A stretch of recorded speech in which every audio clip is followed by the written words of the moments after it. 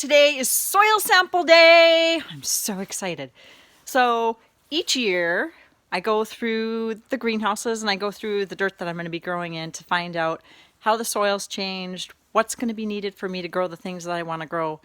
And typically the greenhouse that I'm in right now has been awesome.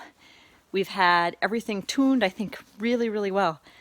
It's not this one I'm worried about, it's the other two that have been on soil that really hasn't been grown for quite some time. But I'm going to get my soil samples dug and taken today. I'm going to get them sent in, and then we're on to the next step. Have an awesome day. I'm digging in the dirt. I'm digging in the dirt. What a glorious feeling to be digging in the dirt. So, this is sort of my process for figuring out the soil mechanics, I guess, soil health for the year.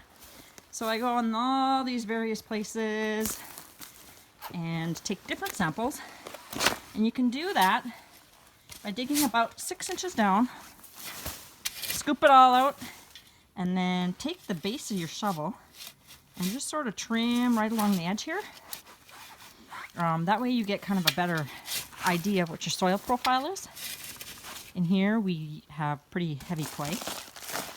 So sorry I can't do this video thing at the same time. But here is my composition, and what I'll do next is just sort of mix this around. And I'm gonna have to let it dry out just a little bit before I get it all sent in. But I took 5 separate samples, and when you mix them all together you get kind of that overall profile of the soil, and we'll figure out which type of nutrients that we might have to supplement with this year. Either we're doing composting differently, or maybe we'll need to figure out some different things adding in terms of the overall nutrients. So if you're getting started, a soil sample is usually about 20 bucks. And if you don't want to spend the 20 bucks and just sort of wing it, you can certainly do that. But knowing at the beginning of the season what your soil is like and planning for that accordingly can save you a lot of pain in the end, just because weeds can take over if your soil health isn't good.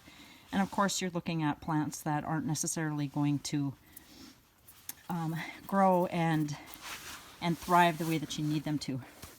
So here's the first soil sample. All done with that. Now on to the next 2 greenhouses.